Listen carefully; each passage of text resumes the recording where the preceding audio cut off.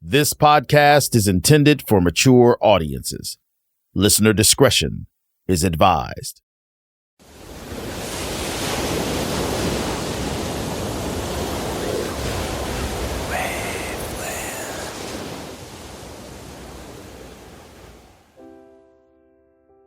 Would you mind telling me how you met? Want to take that, honey? Come on. We met at a bar I was working at. Yeah. What was the name? And his name was the Blue Room 2. The Blue Room 2. I got jumped by 4 guys. They broke my jaw here, and here. Plus they broke my nose. Plus they get a bunch of stitches. And anyway, I was choking to death on my own blood. And if it hadn't been for Mary, I'd have died. She came over and I got the hell beat out of me. I mean, bad. Really? Because you look kind of tough. I was then. He was more than one jumped. Yeah. I walked out and he's laying there on the ground and blood's gurgling out his mouth. I'm like, roll him over. So she pretty much saved my life. So the next day, I said, hey, will you give me a ride home? There's some girl that would not leave me alone. And I mean, she kept bugging me. Go home with me. I said, Mary, can I ride home? She said, sure. We've been together just about ever since. Yeah. From Waveland, I'm Justine Harmon. And I'm Holly Millay. This is 3. Episode 6, Silent Snow, Secret Snow.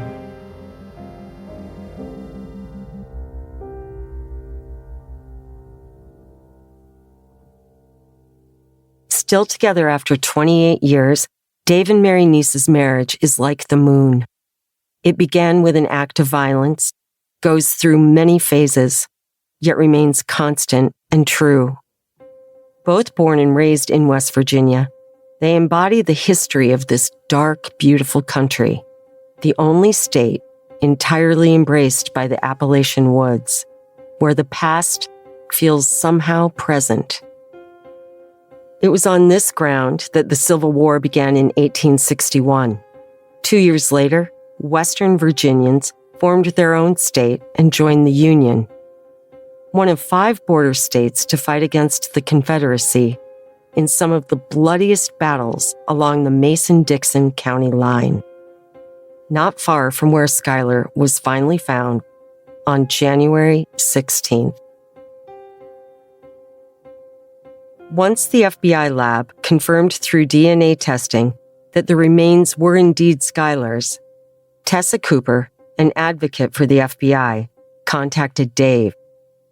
She said, Dave, you go get Mary from work and bring her and we'll meet you at your apartment. And I said, why? I can't tell you. And I said, it got so frustrating. And she said, you need to go get Mary and I'll meet you at your apartment. And I said, okay. So when I picked Mary up, we didn't say a word to each other the whole way home. It was, I'll never forget the silence. It was almost deafening. We both knew what was coming. Tess Cooper, she told us, she said, through investigation, I'll never forget these words, they haunt me every damn day. Through investigation, we think we found Skylar. And the first thing out of our mouths was, is she alive? And no, she's not.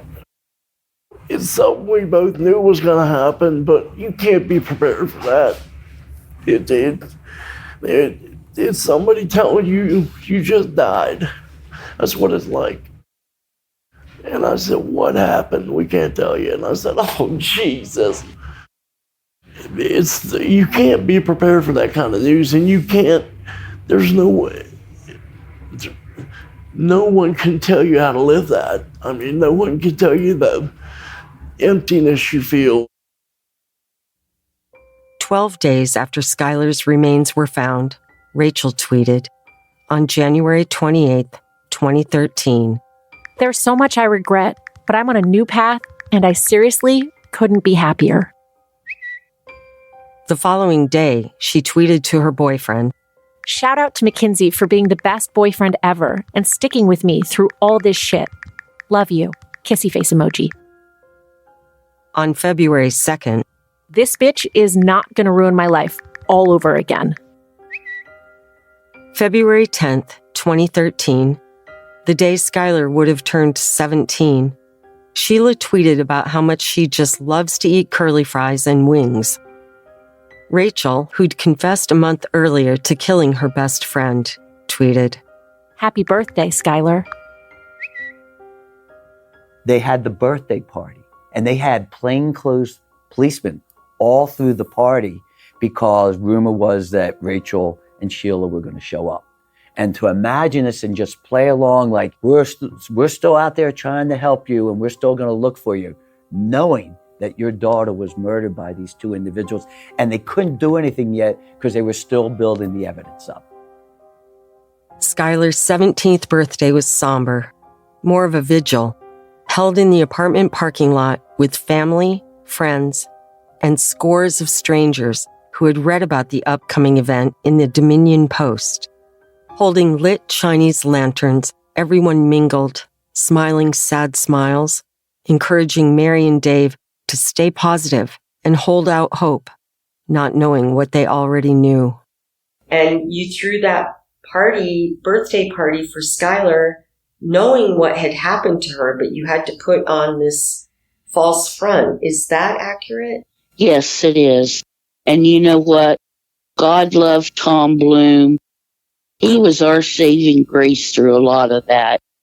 He would tell us things that we probably weren't, well, we definitely weren't supposed to know, but he had an in with the state police, and he would find out information and pass it along to us. And I gotta say, I don't know if we would have made it not knowing a lot of that info that we weren't supposed to know. It was only that evening that Dave found out exactly how Skylar had died. Always desperate for information, Dave asked County Commissioner Tom Bloom, who'd actually been his former high school counselor, if he knew anything more. Father to father, Tom revealed what he'd heard on good authority. While Dave always thought Sheila and Rachel knew more than they were letting on, he was both numb and shocked by the facts. And he couldn't bring himself to tell Mary what he'd learned until days later. On March 6th, Rachel tweeted in what seemed like a feverish pace. Imagine there's no heaven. It's easy if you try. No hell below us, and above us only sky. Imagine all the people living for today. Snow makes everything more quiet. Happy moments, praise God. Difficult moments, seek God. Painful moments, trust God. Every moment, thank God. And then on March 8th, my past is my past. Move the fuck on. Downtown along High Street, older women, some mothers, some grandmothers now raising their grandchildren, stand on corners near stop signs, tapping on car windows, distributing literature and free Narcan to any and everyone, with the hope that a life might be saved. Morgantown has been hit hard by the opioid epidemic in the last 10 years. A little further down the street is the Monongalia County Justice Center, which back in 2014 was a defunct post office built in the 70s. The sun streams through the large windows of the renovated building where we meet Judge Perry Jo DeChristopher and retired prosecuting attorney Marcia Ashdown in a large third-floor conference room. Perry Jo resembles actress Marissa Tomei, attractive, dressed in a black top with a tiny checked black and white Chanel-esque jacket, while Marcia, in black readers, wears a crisp white button-down blouse and black slacks. She's a ringer for Martha Stewart. The room is chilly, but the two friends and colleagues who worked together for so many years exude warmth. Like we're truly, it's like it's been, we spent lots of time, days, nights, evenings, weekends, lots and lots and lots of times. Lots of fun times, lots of tears, lots of hard times. Lots of worry, lots of stress. quite a few laughs. Yeah. You trauma bonded? Absolutely. Absolutely. People don't realize that. Like in our world, we know that's secondary trauma, but like out in the world, people don't realize that. Like, you do murder cases, and murder cases are hard. You deal with victims' families. But, we did kid cases, like kid cases. You do get callous to seeing horrible things. I mean, things that would horrify the average person. You see a body photographed all carved up and their head mostly cut off, and you have to. Oh, it's a picture. Right. You can't go through it alone, which is how we survived it. It's super surprising when you realize from this end, from our view of the world, that we've done murders where people have been killed over snowballs, over leaning against someone's car, over a spilled drink. In a bar. We had a veteran that did 2 tours of duty in Afghanistan and was killed on High Street over a spilled drink. Girls hating each other or worrying about a rumor, but it's just as ridiculous as all those other motives for murder. In every one of those that I just said, it's intense, and those are teenage girls. And so you can just imagine how that was huge in their mind. And so while it's certainly not a justification for murder, motive for murder is usually ridiculous. 10 years ago, in the Morgantown courthouse, I was waiting for the elevator when Marcia Ashdown, who hadn't returned my phone calls, suddenly appeared. As we stood there waiting, I introduced myself, pulled out my recorder, and asked, why would Rachel and Sheila murder Skylar instead of just dropping the friendship? I've never forgotten her answer. It's shocking, she said. But then some people kill their spouse rather than getting divorced, for example. And it's not always because of an insurance policy. It's because they want to kill them. Years ago, when Holly and I first started to talk about this story, we would spend hours on the phone sharing our own adolescent experiences. Holly would tell me all about the slam book her classmates circulated in Rapid City, South Dakota, a Mean Girl-style burn book in which her peers would share their most unvarnished thoughts and then pass it on for others to add their anonymous vitriol. We had something like that at my school, too. A simple 3x5 note card the boys circulated about the girls, in which they critiqued our bodies, our brains, our faces, our worth. An entire teenager's existence boiled down to a scathing chicken scratch review. University High School was no different. 1,300 or so teenagers grappling with social issues, the precipice of adulthood, and whatever the hell was happening at home. They were ranked academically, pitted against one another on sports teams, and reminded of all the potential they were squandering. How do you not feel the urge to claim your stake, your place in line, your right to exist? I remember still the rush of rage when I heard what was written about me back then. The same rage I felt when one of my closest friends betrayed me by sharing a secret that wasn't theirs to tell, or trashed me to the boy whose name I would scrawl like a sacred talisman inside of my notebooks. A toxic cocktail of anger and hurt and insecurity that felt overwhelming and singularly mine. But the raw impulse to retaliate, to inflict fatal harm on a perceived enemy, is so taboo, so outside the realm of possibility, we don't even dare acknowledge it. The greatest trick the devil ever pulled was convincing the world it doesn't exist. On March 14th, the headline on the Dominion Post read, Skylar's remains ID'd. And beneath it, Star City teenager missing 8 months, family devastated. Rachel stayed as silent as the snow. But Sheila immediately went into survival mode, sending out a series of tweets. The pain is real. Rest easy, Skylar. You'll always be my best friend. I miss you more than you could ever know. Mary, not wanting Skylar's close friend to read the news or hear it from someone else, told Daniel Hovader personally. Mary messaged me and was like, "Hey, bud, they found the body." She didn't tell me that Rachel had led them to the body, though. She just told me that the FBI had found the body and that it was more than likely Skylar's. And that's whenever shit got real. I was just like, great, one of my friends is dead. And then once that's whenever it was on the news and the school found out. Because the news let it out like right before school had ended. And everyone started talking about it, and everyone was walking around the school crying and freaking out and saying that Skylar was dead. And it was just a sad day at school because I would have freaked out if Mary hadn't have told me.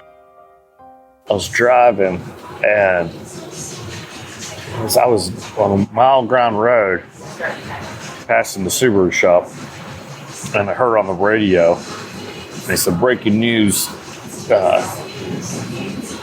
Skylar's body's been found. And I was like, shit. When I heard that day, I was like, wow, she's home. We'll bring her home. What was fortunate about finding her when we did was we were able to locate a lot of the remains. Over time, however, animals and the environment could have scattered the remains. In fact, it would be nearly 3 more months until they discovered Skylar's skull. On March 29th, Gaskins returned to the site, determined to reunite all of Skylar's remains. Walking the area, he found her skull on a small path, some 80 yards away from where her body had been. Sheila, socially isolated and no longer the center of attention in a high school universe, filled her days homeschooling online, watching Law & Order SVU marathons, and hanging with her cousin Alexis Eddy and Shania Amons, her childhood friend. A lot of people were angry with me because I was defending Sheila. Even the police were like, you need to, get away from her when they would come to interview me. But nobody would give me any proof. And I was 16 and I was stubborn and I was, confused. And I was like, you know what? I've already lost one of my best friends. I'm not just going to drop the other one when nobody's giving me an actual reason to. On March 31st, 2013, Sheila, as if goading the authorities, was tweeting back and forth with a friend about something unrelated when she wrote, "We really did go on 3. Right there's a proven fact, blatantly on Twitter, we went on 3. You literally just confessed to the whole world and did it for fun and a thrill to see if anybody catch on. Kim Keener knew something was seriously up, given the constant police presence outside the Shove home. In fact, the neighbor grew so anxious, she began self-medicating. Oh, I was nuts. I was bananas. I ate chocolate all the time. I was smoking pot all the time. I mean, just trying to bring myself down. As scared as I was and as paranoid as I was, I didn't want to make things hard on them either because they were going through their own sweet hell. You know what I mean? And I still loved them. I did. And so it was crazy. So I was afraid of a few things. I kept saying, okay, I never voted for that damn prosecution office again because they let her walk after she admitted that she's killed this girl. She roamed around the county free, like a free bird, for months, okay? And she had nothing to lose. Okay, there were my cute little girls in their cute little beds next door. My dogs would have never barked if she walked in my house. It was like she lived there. You know what I mean? And then my husband worked nights. We put an alarm system in. We put cameras in. While the authorities built their case against Sheila and worked to move the girls from juvenile to adult status, they struck a deal with Rachel. In exchange for her cooperation and testimony against Sheila, She agreed to plead guilty to a lesser charge of second-degree murder. They allowed a trip to Virginia Beach in April for Rachel to see her grandmother. To those following her on social media, she appeared to be on a carefree vacation. I do remember that she and her mother wanted to go to Florida. Yeah, I forgot about that. And I think we weren't in a position to try to stop that, I guess, because we would have had to have her in custody, I suppose, and we weren't ready to do that. Did we let her go? Did she go? I believe so, because I think I remember photographs from her Instagram account. Yes. Right. Thinking of something. On April 21st, she tweeted a picture of a mimosa and wrote, "I need a mimosa or 10.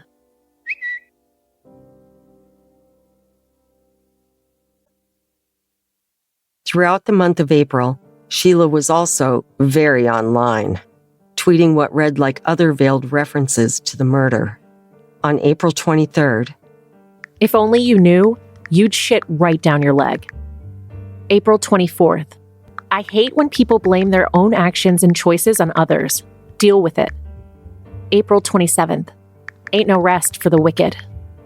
April 28th, "I hate seeing or hearing things that remind me of you because you're the last person I want to be reminded of." April 30th, "I've closed enough windows to know you can never look back." Despite everything they'd heard secondhand, Dave and Mary still didn't feel like they had closure. They didn't give me much time to get to her. They did give me one night. I got in the car and I was going to go to Sheila's house, and whoever answered the door, I was going to smoke them. I was going to shoot them right where they stood. And then I was going to find Sheila, take her somewhere, and start blowing fingers and toes off until she confessed. And Tom Bloom called me first. He said, "Dave, where you at?" And I was so pissed. I was mad. I said, "Tom, it ain't going to do any good. By the time you get here, it's going to be done." And I said, "Don't worry about it." Then Ronnie called me, and Ronnie was pissed. Oh, I'd never seen Ronnie mad up until that point. He goes, "Where are you?" And I said, "It doesn't matter where I'm at. It doesn't make any difference." He said, "Dave, I'm going to tell you right now, don't make this hard on yourself." He said, "What is Mary going to do without you?" And that hit a strong move. That hit me hard. And I said, "Oh, my God, I never thought about that." Not one time did I think about that. I had both my guns with me, and they were going to die that day. There was no doubt in my mind until Ronnie said that. Said, "What is Mary going to do without you?" Shook me up. The next day, May 1st, 2013, Shania Amons was looking forward to her Clay Battelle High School prom, which was less than 2 weeks away. Sheila, always up to see and be seen, was prom hopping. She went with her cousin, Alexis Eddy, to the North Marion High dance in nearby Farmington. And now, Sheila was planning to go in a group with Shania to hers. So she was going to take, and ironically, she is a lesbian, but it wasn't like that when I say this. But she was going to take Sheila as her date so Sheila could come to our prom. And I was taking one of our friends that was a freshman, that was a female, so that she could come to the prom. And I was trying to figure out what hairstyle because, I had went dress shopping. I found my dress up in Clarksburg is where I got it. I had gotten shoes in Morgantown that matched it perfect. So I wanted everything to be perfect. So on that day, I was at the Fairmont Beauty College getting a trial done on my hair. And my lifelong best friend, her name's Maggie, she called me and she said, "Where the fuck is Sheila?" And I said, "I don't know. I talked to her a couple hours ago and she was with her mom at the doctor waiting for her mom to get blood work done or something." "Why?" And she said, "You haven't heard anything?" And I said, "What are you talking about?" And she said, "It's on the radio right now that Rachel Show pled guilty to murder and is in custody." Skylar's close friend, 16-year-old Rachel Schoaf, has admitted to planning the murder and stabbing the victim in a remote part of Wayne Township, Pennsylvania. Rachel confessed, and everybody went, holy crap. It actually happened. It just came out of complete left field. Everybody's working on something else, and then I think it was a phone call came in that she had deleted. And it was like, well, what? Kind of thing. And there's another juvenile in custody that they're not, giving the name. I said, are you serious? And she said, yeah. I said, I'll call you right back. So I immediately hung up and I tried to call Sheila, and there was no answer. And I texted Sheila, and there was no answer. Earlier that morning, Rachel Schoaf, accompanied by her mother Patricia, had turned herself in and, in accordance with her plea deal, pled guilty to second-degree murder. She called me the day before it, came out or, whatever. She said, I just wanted to let you know before, everything went bananas. Rachel has confessed to second-degree murder. Now, the girls had already come home from school, though, and told me, Mom, they stabbed her. And I said, listen to me. They may have done something to her, but there is no way my Rachel stabbed anyone. Okay, now that's just stories. How about I'm telling my kid this? You believe that? Because I just couldn't believe. Kim immediately told Kelly Kearns. And the neighbor said something about them stabbing her. And that's when I jumped in the car and raced to their house and knocked on the door. Kelly sent us pictures of Rachel over the years, several in which Kelly is holding or hugging her. As a grinning toddler with flame red hair and a dimpled smile. At about 4, she's radiant in a pretty party dress, holding a wicker basket full of daisies. At 5, on a lake, posing in the middle of an inner tube, smiling and wearing a life vest. Then, in a flash, she's around 12, a mouth full of braces and cheeks full of freckles. In an instant, the red-haired baby Kelly held moments after she was born is now a head taller than her surrogate mom. And look, it's Rachel and Sheila and Skylar smiling, posing, laughing at Rachel's 15th birthday party. Even as Rachel wraps her arm around her, Kelly has a sense that the teen has become someone else, a girl whose mind is somewhere else. Knocked on the door and there's Patricia and Rachel standing on the steps, and I'm outside yelling, tell me you didn't do this. And Patricia told Rachel to go on, and Patricia said it's bad. And she didn't give me many details, and I left.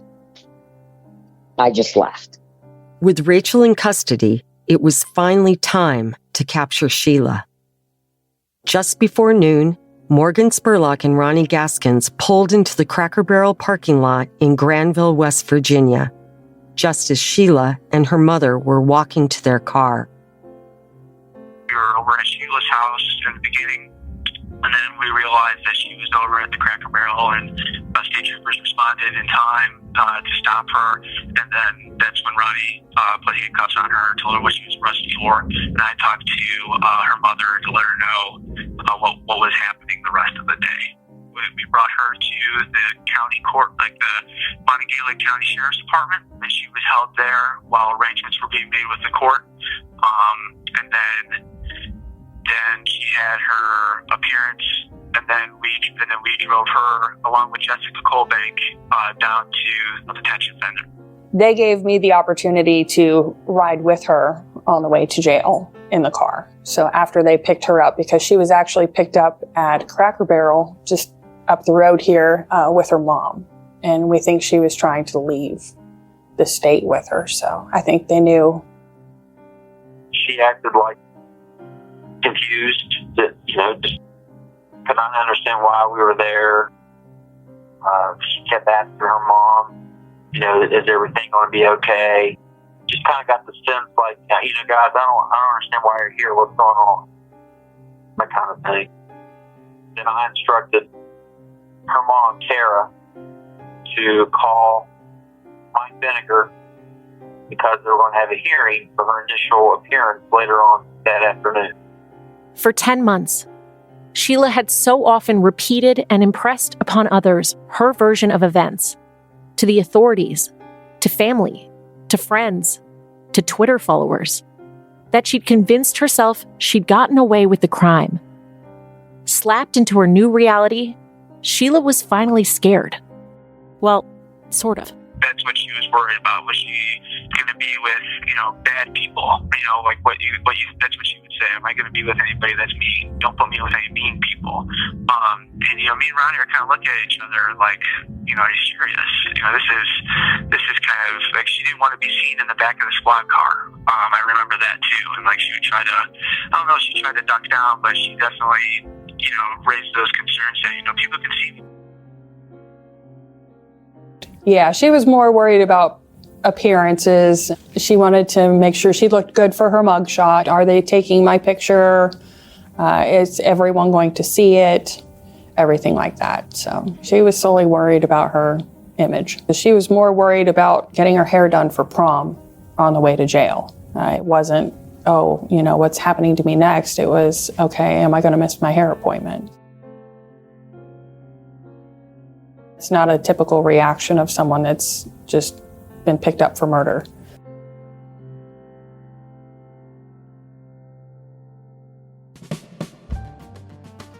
Next time on 3. Sheila Eddy, how do you plead to the offense of murder in the first degree of the felony charged in count 3 of the indictment in this case? The person sitting before you, Skylar's so-called friend, took her away from us without any remorse or feelings. If she didn't kill Skylar, she would have killed somebody else in her life. I don't know if there's a proper way to make this apology because there are not even words to describe the guilt and remorse that I feel each day for what I've done. Sheila and Rachel first joked about killing Skylar during science class when one of them said, "We should kill her." And they looked at each other with a sense of agreement on that statement. 3 is an original production of Waveland.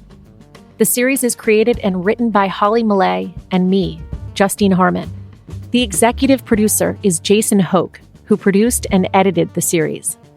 Associate producers are Lydia Horn and Leo Culp. Fact-checking by Lydia Horn. Sound engineering by Shane Freeman. Music by Robert Ellis. Studio recording at CDM Studios in New York and Wildwoods Picture and Sound in Los Angeles. Special thanks to Dave and Mary Neese and the city of Morgantown, West Virginia. If you love the series, leave a review and please tell your friends. Follow Waveland on Instagram @Waveland Media for more on this series and upcoming new shows. Thanks for listening.